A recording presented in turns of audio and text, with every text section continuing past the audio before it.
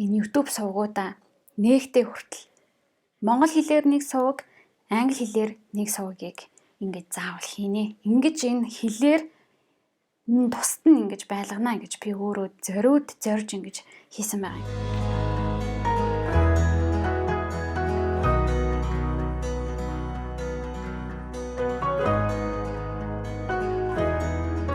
Сайн байцгаана уу?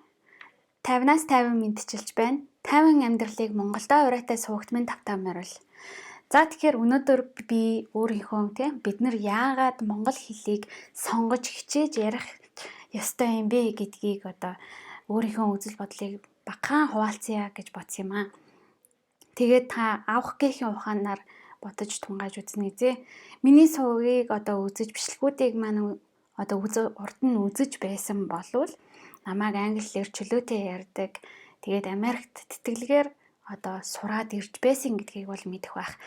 Би анх YouTube-ыг эхлэхдээ энийг бас бодож байсан. Бүр Америкт сурж байхдаа хүртэл монгол хүн гэж юу вэ? Монгол угсаа талаарх бодол, ер нь монгол улс монгол хүн гэж ямар хүн юм бэ гэдэг энэ олон зүйлсийг бол эргцүүлж бодож явдаг байсан. Ялангуяа хүний нутагт хол байхдаа намайг бусдаас онцгой болгож исэн зүйл бол би монгол хүн гэдэг энэ ойлголт ухагдах юм байсан. Монгол хэлийг ч гэсэн би бид намайг онцгой болгодог нэг зүйл гэж боддог юм аа. Тэгэхээр хэд хоногийн өмнө би сэтгэлгээний хүлээсээ тайлцгаая гэдэг бичлэгийг хуваалцсан байгаа. Тэр бичлэг дээрээ би юуг ярьсан бэ гэхээр бид нар 2020 30 40 онд байхын тулд зарим нэг сэтгэлгээний хүлээсүүдэд хаяж зарим нэг уламжлалыг зогсоож зарим нэг уламжлалыг бол үргэлжлүүлэх ийм хэрэгтэй гэж уриалжсэн. Тэгээд энэ дээр үргэлжлүүлээд монгол хэлийг бид нар зайлшгүй сонгож ирээдүйд авч үлдэх ёстой нэг зүйл гэж би боддог юм аа. Тэгэхээр хүний тарих болохоор маш юмыг хялбарчлах, хурдан түргэн хийх ийм загвартай. Тэгээд ер нь бол А цэгээс Б цэг хүрэхийн хооронд бол тойрж ингэж холуур явсны оронд ихэнх хүмүүс товчилдог. Энэ маань бол зүгээр л хүний төрлөх зан чанар амьдралыг хялбар болгохыг гэсэн ийм сэтгхүү байна. Тэгэхээр монгол хэлээр энэ амжилттай сайхан амьдралыг бий болгохыг амжилттай дэлхий дахин танигдъя гэж бодож байгаа хүн болгон англи хэл, гадаад хэл бусад хэлүүдийг бол сурж тухайн соёлтой нас танилцж байна.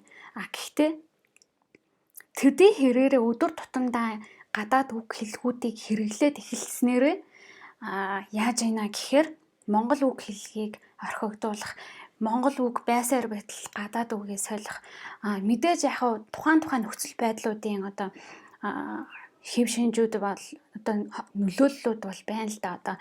Тухайн ажиллаж байгаа байгууллага олон улсын гадаадын олон хүмүүс байгаа. Эсвэл дийлэнх хүрээллийнх нь хүмүүс заавал яриан дундаа гадаад үг хэллэгийг оролцуулж ярилцдаг. Тэрнийг хэвшил болгоод өдөр тутмын амьдралдаа нийгэм бусадтай гарахад ингээд тэрийг хэрэглэх гээд хэвшил болгочихсон тийм бас нөхцлүүд байна. Миний хувьд болвол хэл соёл бол яг бидний үргэлжлүүлэх ёстой өөрсдийгөө онцгойруулах бас нэгэн ийм соёл гэж үзэж байгаа учраас анх 16 онд энэ YouTube сувгуудаа нээгтээ хүртэл монгол хэлээр нэг сувг, англи хэлээр нэг сувгийг ингэж заавал хийнэ. Ингэж энэ хэлээр тусад нь ингэж байлгана гэж би өөрөө зорж ингэж хийсэн байгаа юм. Тэгээд YouTube бичлэг хийхэд миний зүгээс бол нэлээд их цаг зав хүч хөдөлмөр бол гардаг. Яагаад англи хэлийг монгол хэлийг ингэж заавал тусдаа байлгаж байгаа юм бэ гэхээр би өөрөө энийг та бүхэнд бид нар өөрсдөө сонгож монгол хэлээрээ ярьж болно гэж үлгэрлэн харуулах гэж ингэж хийсэн байна. Яг нэг юм жишээ яриа л та. Би дэлгүүрт ингээд гараад яваад бараа хүнс авах гэж байсан юм. Тэгсэн миний өмнө зогсож байсан энэ нэг томоохон юм дэлгүүртэй байсан. Тэгсэн тэнд миний урд зогсож байсан хүн мөнгө төлөөд гарахтаа энэ нэг зүйлийг нуучих гэж хэлэх гэж байгаа санаа байгаа хгүй. Гэхдээ яаж юм гэхээр тухайн одоо кассан дээр очичоод бараагаа худалдаж авахдаа хүүхдтэй одоо бэлгэл өгөх гэжсэн юм шиг байна. Тэгээд тэр нэг зүйлээ ингэж энийг хайд хийгээд өгчих гэд тэгж байгаа юм. Тэгэхээр нөгөө касчин маань монгол хүн гайхаад юу гэнэ гэд тэгж мэдээчээр юу гэдгийг тэр төвшөнд одоо тэр нөхцөлд яг яаж ийна гэхээр надад тэр нь бол үнэхээр сонирхолтой л санагдсан л да. Тэгээд нөгөө касчин маань яг тэр монголоор ярьж ирсэн гинт нэг англи үг оруулж ирээд энийг нуучих гэд хүүхдэд тэгж энийг харуулахгүйгээр одоо утанд хийгээрээ гэд тэгж л одоо санаа гарах гэж байсан юм үйлчлүүлэгчл юм байна л да. Гэтэл монголоор одоо монгол орчинд монгол дэлгүүрт орчоод монголд байж ээж тэгээд одоо юу гэдгийг гадаадд байж агаад гадаад хэлээрээ бид нар бол тэрний усын уул ёсын даг гэдэг шиг тухайн орчинд нь бол тухайн орчны хэлээр нь л бол ярин тэрийг бол ойлгож байна. Гэтэл зүгээр нэг энгийн нийтийн монголын дэлгүүрт орчоод энийг хайд хийчих гэдэг ч юм уу. Тэгээд нөгөө тухайн үйлчлэгээ үзүүлж исэн ажилтныг ингээд муухайгаар харьцаж байгаа нь эргээгээд тэр хүний сэтгхүүн амьдралынх нь хөвшлэн магадгүй өөрсдийнх нь ажил албан одоо хүүхдээ хувийн сургуульд явуулаад англи хэлтэй байдаг ч юм уу те хамт ингээд ярилцдаг найз нөхд нь англи хэлтэй байж болно. Гэхдээ хаана ямар нөхцөлд тэр хэлээр ярих вэ те? Хаана ямар нөхцөлд байгаа гэдгийгээ бас ойлгоогүй жоохон тасарсан юм болов гэж бодож байсан л та. Тэгээд яг энэ бол зүгээр л нэг ганцхан энгийн нэг жижигхэн жишээ. Зурагт одоо олон нийтийн нэвтрүүлэг тэгээд олон нийтийн сүлжээн дээр хүмүүс янз бүр байдаг.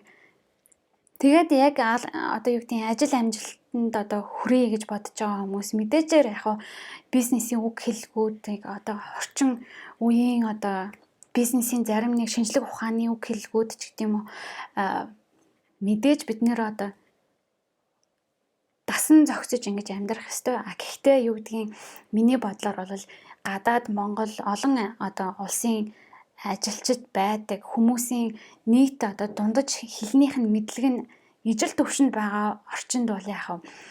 Чөлөөтэй англи монгол хэлээ одоо холиод ярьж болох л бах л та. Гэхдээ ер нь бол хүний тарих угаасаа ийм залхуу учраас бид нар яагаад хичээж монгол хэлээрээ ярилцаж болохгүй гэж. Тэгээд нийгмийн сүлжээн дээр ч гэсэн ер нь ажил албаны харилцаан дээр ч гэсэн цахим захиан дээр ч гэсэн бид нар яагаад өөртөөс хичээж сонгож бичиж болдгоо юм бэ? Яг үг үсгийн алдаа дүрм дээр ч юм уу хүмүүс маш их зөрөлдөөн тэ маргаан бол гардаг. Энэ нь зөв тэр нь буруу гэдэг. Надад бол яг ерөнхий тэр жижигхэн цэг таслал нь буруу зүрүү гэх тэр нь одоо байгийн гол нь бид нар сайн байна уу гэдэг мэдчилгээ хэлье, баярлалаа гэдэг үгээ хэлье. Хүнтэй энгийн сайхан ингээ харилцаж ярьж болж байгаа шигээ монгол хэлээ бид нар өөрсдөө энгийн сайхнаар ингээ хэрэглэж заншаа, хэрэгэлцгээе гэж уриалмаар байна. За тэгээд энэ хувийн бодлыг мань сонссон та бүхэндээ маш их баярлалаа. Дэлхийд даяар сууж байгаа монголчууд маань болон дэлхийд даяар одоо байгаа хүмүүс монголчууд Монголын түүхийг маань биднийг Монгол угсаатны ямар хүмүүс байдгийн бэ гэдгийг бодож сонирхдаг.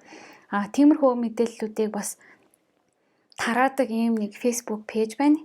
Монгол Identity буюу монгол хүн гэж юу вэ гэсэн мэдээллийг одоо хугтхууныг ингээд хүмүүст эргцүүлэн бодож одоо мэдээлэл өгдөг ийм сайхан талбар байлээ. Тэгээ та бүхэн сонирхож ороорой.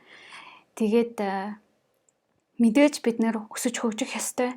Гэхдээ өсөж хөгжиж явахдаа бид нэр аль уламжлалыг авч үлдэхөө ямар одоо ухагтхуун, ямар зан чанарыг бид нэр хайж халах вэ гэдгийг бодож үзэх хэрэгтэй. Миний хувьд бол өчигдөр байсан өөрөөсөө илүү сайн болохыг хичээж байна. Тэгээ та бүхнээсээ бас мэдээлэл авч байдагт миний бичлэгийг үзэж намайг дэмждэгт маш их баярлалаа. YouTube дээр гарсан одоо бичлэгүүд дээр маань маш их хүмүүс сэтгэгдэл бичдэг л дээ. Заримдаа талархсан сэтгэгдэл, зарим нь бол өө чи маш нуршуу байна гэдэг ч юм уу. Зарим одоо юу гэдгийг хүмүүс бол намайг одоо үг хэллэгийг хуучинсаг гэдэг ч юм уу. Тийм одоо сэтгэгдлүүд одоо шүүмжүүд бол өгч исэн. Гэхдээ энэ бол миний сонголт. Би монгол хэлээрээ ярихыг сонгож байна. Харин таны сонголт юу вэ? За, тайван амьдралыг Монголдо дараа уулзлаа баяртай.